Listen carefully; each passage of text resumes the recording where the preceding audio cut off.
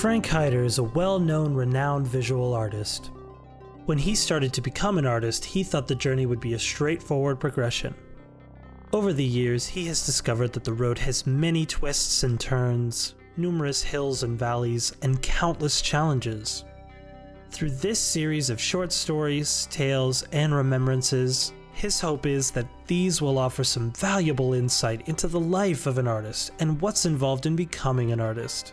In the end, he has come to realize that he is not a painter or sculptor or anything in particular. He is more simply a creative person with great passion and love for the process of making art concerning people and the world around us, who shares his artworks with the public. Join us now as we listen to another episode of A Life in Art series.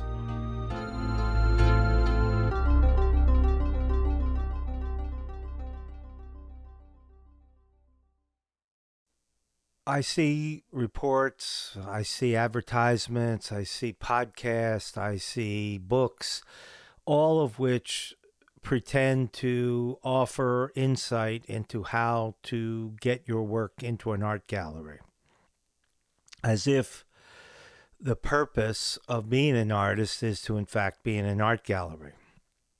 There is some purpose in being in an art gallery, but it is not at heart the purpose of being an artist. Art galleries serve a role in the life of every artist, but they kind of have an existence which is pretty different than the existence of an artist.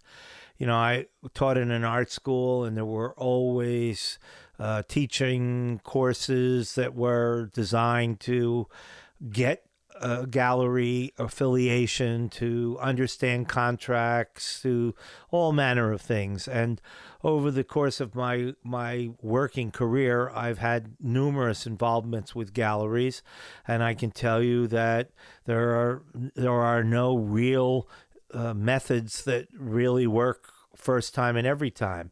Always, rule of thumb, the best way to get into an art gallery is to have somebody who who knows the person affiliated with the gallery, or an artist in the gallery who knows your work. So working in your studio is the most important thing, so you have to have something to show them when they find out who you are. And eventually you have to know something about what kind of galleries you might even want to work with. So that means you can't just always be in your studio. You have to be out looking at galleries to understand what's out there and what's possible. So the whole time that I lived in New York, my first couple of years out of graduate school, I really didn't try ever to get into a gallery, but I went into every gallery I could find to see what they were showing and how work looked that was in galleries. And then we go back to my studio and look at what I was doing and say, how does this stack up, or how does this compare, or where would I fit in, etc.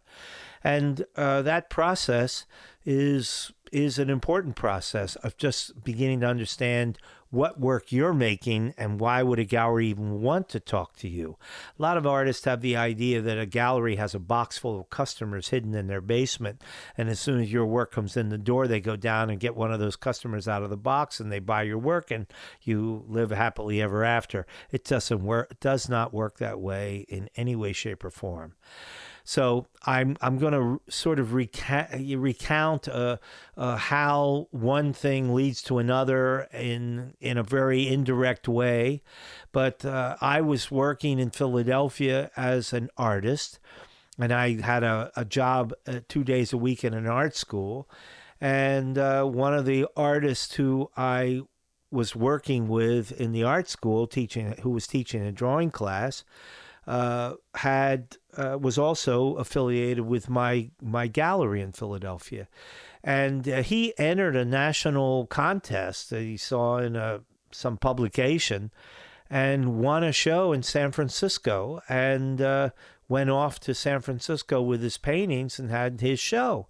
And when he came back, I asked him questions about the gallery and about what it was like in San Francisco, etc.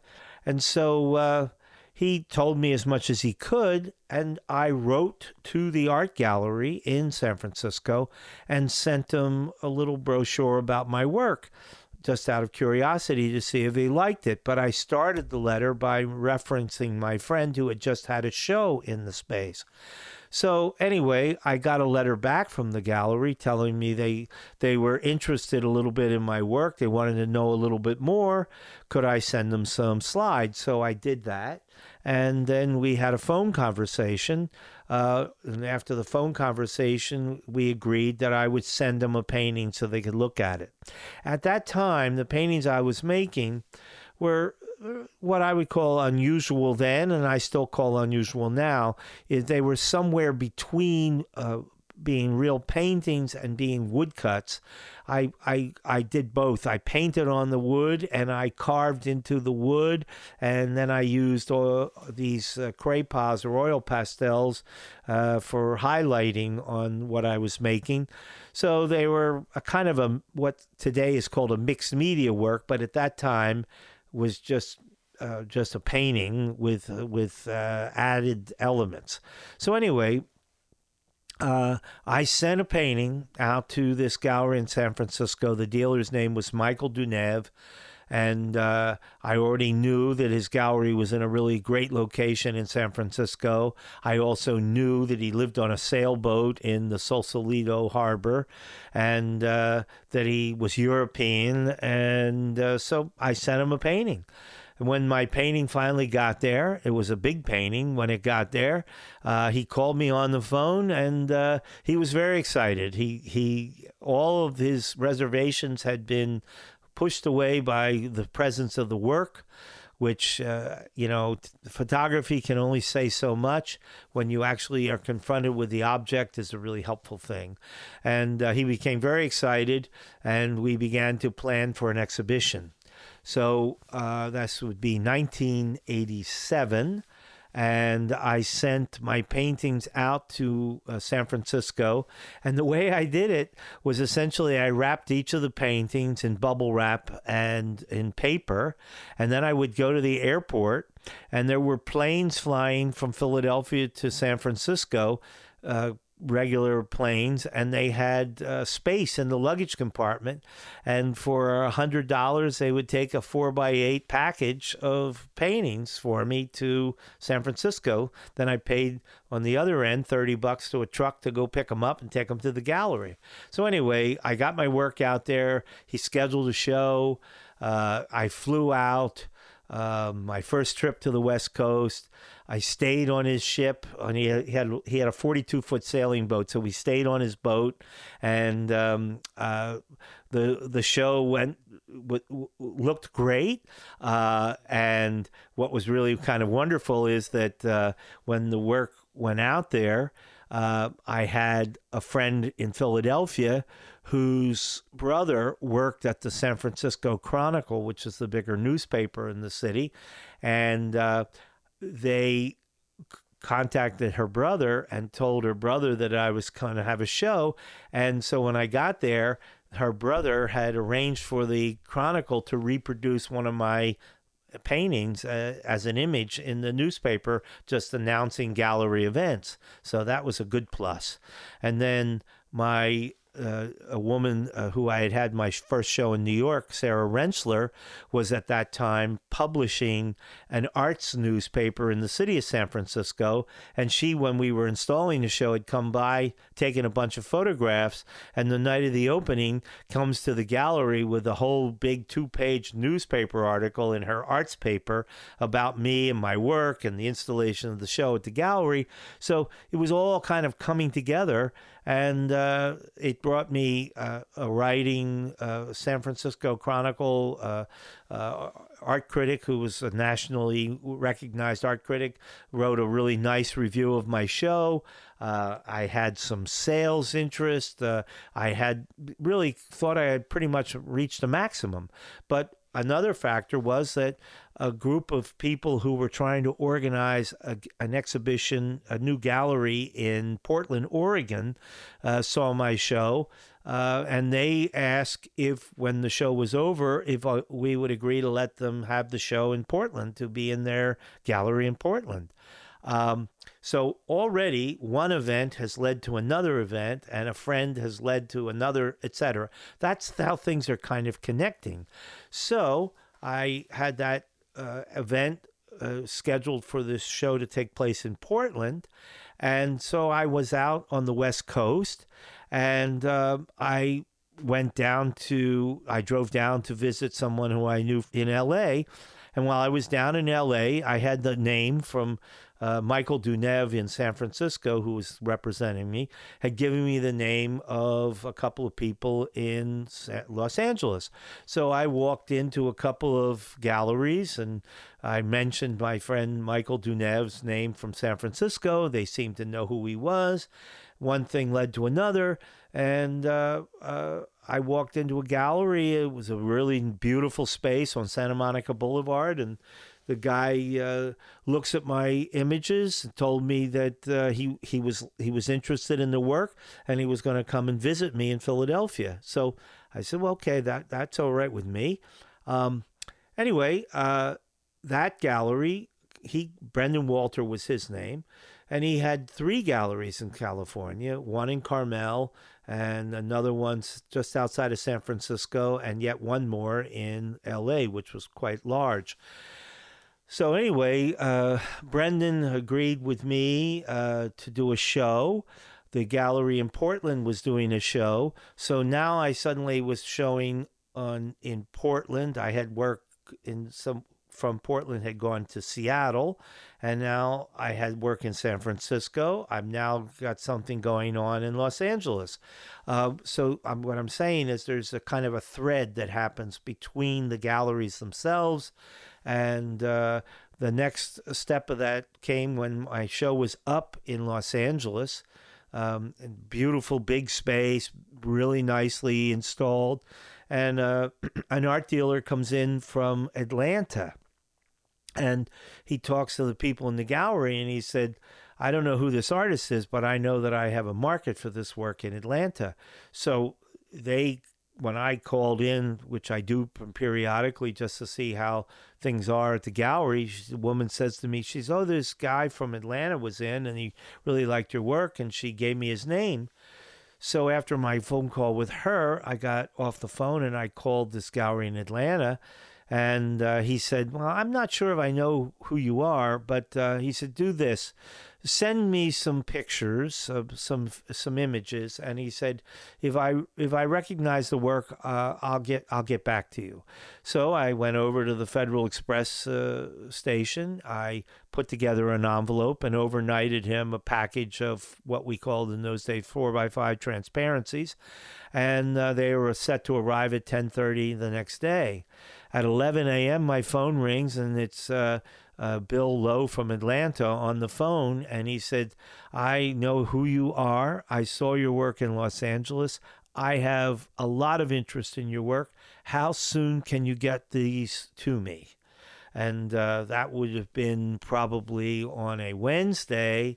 And so Saturday morning, I had loaded a van and I was on my way to Atlanta with 17 paintings to bring down to the Lowe Gallery, which began a long showing career in the Lowe Gallery. So now I had somebody in Atlanta that was connected to the gallery in Los Angeles. The gallery in Los Angeles was connected to the gallery in San Francisco. The gallery in San Francisco was connected to the gallery in Portland. The gallery in Portland was connected to the people in Seattle. And there was a network of connections. And I have never yet seen a book that tells you how you find those connections. The only way I know is you find them through the work itself and by making the connections yourself. I used to tell students, making a relationship with a gallery is kind of like a serious dating relationship. You don't start off by trying to get to third base. You start off by just making a pleasant conversation, and eventually you build on that. And if there's interest, more will happen. You can't force it. It will just naturally occur. So anyway, I through the gallery in Los Angeles, I made some beautiful sales. And then I was featured. They were filming a Columbo episode, and they filmed it in the gallery. And Isabella Rossellini was standing with my paintings in this Columbo picture. The show that I did in Atlanta with Bill Lowe, I got connected to Elton John, who bought 10 paintings, and Halle Berry, an actress and who was married at the time to a baseball star. And one connection leads to another connection, which brings more people to the work. And those relationships continued on and on. So as recently, I went on with Michael Dunev. I did another show. Michael came out to see me in Philadelphia and was so moved by the work that I was making that he had scheduled to do an exhibition simultaneously at the same time as the show I was going to do with Anita Shapolsky in New York. So I opened my show in New York the first week of October, and the next week I flew out to San Francisco for an opening in San Francisco. And while I'm in San Francisco installing the work, the morning of the installation, we arrived at the gallery about 11 a.m. We're installing the work, and the second largest earthquake in the history of the United States struck the city of San Francisco as we were installing the work. And the work rumbled on the wall, and the windows in the buildings next door were blowing out. The streets were rained with glass. It was quite an experience, my first earthquake. And needless to say, it sort of put the damper on the show opportunity, but it was a pretty powerful experience. And I had to stay on the West Coast for 2 weeks while the show was rescheduled. The opening was rescheduled. Obviously, the show didn't do as well as we had hoped, because after an earthquake of such force, a lot of things it's a little bit like recovering from a pandemic. It's more of a shock than people realize. But anyway, that relationship that I began with Michael Dunev continued over the years, and as he moved his gallery from San Francisco and went back to Spain, we've stayed in touch. And I just had lunch with him in Barcelona just a couple of months back, and I realized, I'm doing that. I'm having this relationship with somebody I showed in the gallery in Portland for 30 years, and I had, I don't know, maybe 15 exhibitions over the years with them, and built a big customer base and a big base of friends there. My relationship with Brendan Walter in Los Angeles went on for a good long time, and then he closed that gallery. And as recently as this past December, he walked into my exhibition at Art Basel, and it was like we hadn't been out of touch at all. And then right before the pandemic started, I got a long letter from Bill Lowe in Atlanta, who wanted me to come to Atlanta to talk with him about organizing his 30th anniversary show in the business. And I came to Atlanta. We spent a few hours talking, and then I spent weeks organizing, getting the paintings together that he wanted me to get together from a 30-year scan of my work. And right as we were getting ready to have the show, the pandemic struck. So we had to delay that for a year and a half. And then when the show finally was about to happen, we had a date and schedule. He became very ill and suddenly died. And the show still went on. We installed the show. It was a great success. It was well received. Really great reviews came out. We had great sales. And the point is that, there isn't a system to building a relationship with a gallery. There are just relationships. And in each of these cases, I built dialogues and relationships with people that were based on interconnecting with other people and friends who introduced me to this person or that person. And then you have a relationship with them. It's not just selling work, it's cultivating a career, it's learning how to present your work and what works in the marketplace and what works only in the studio. And they become part of your life, and they're more than just an outlet. They are your associates, they're your partners. They are the part that you can't do, they do for you. And so I think that that's a way of looking at getting into a gallery, working with a gallery that is I rarely hear.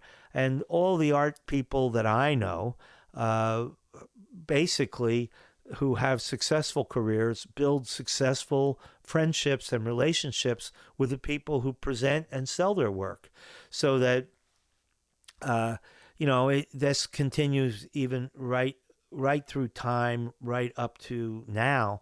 I recently, 8 years ago or so, I was introduced through my college, my alma mater, the Maryland Institute, wrote to me and told me I had been selected as one artist in a group of about 18 artists that they had selected over 162 years of graduates from the school, to be part of an exhibition that was called the Maryland Institute Then and Now.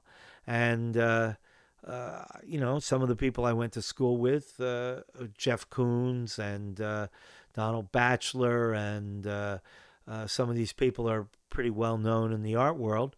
And some famous people from the past, like Morris Lewis, went to the Maryland Institute.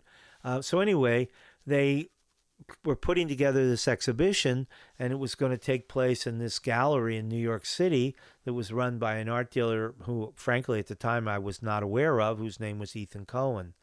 Now, Ethan Cohen, as I came to learn, was an art gallery who specialized in Chinese contemporary Chinese artists. And he was the first gallery in New York City to actually represent those kind of artists.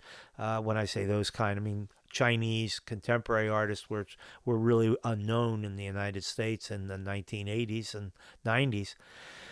So he was really instrumental in making that possible. But he had grown up in Hong Kong. He had gone to Harvard. He had a really good basic education in the arts, a background in China.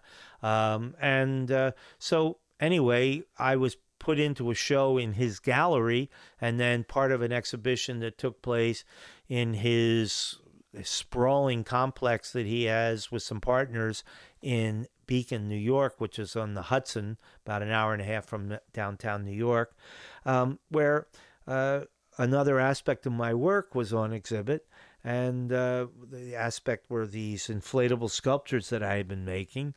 And so I began a dialogue with him. He put me in a couple of shows in his New York gallery over the time, but it didn't really go anywhere beyond that.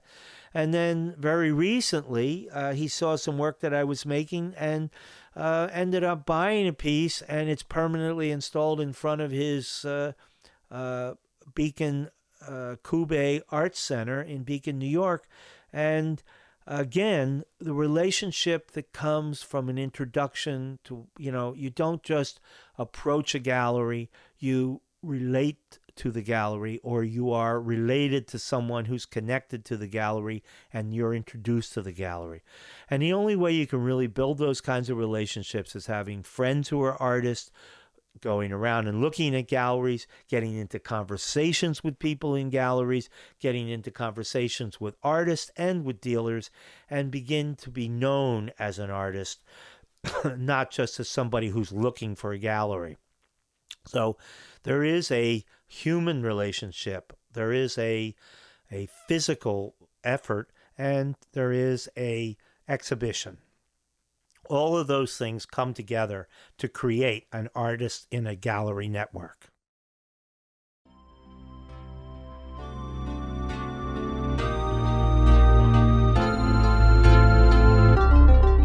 Thank you for listening. If you have questions or suggestions for future episodes, please reach out to Frank Hyder on Facebook or Instagram. We hope to see you at one of the next A Life in Art episodes.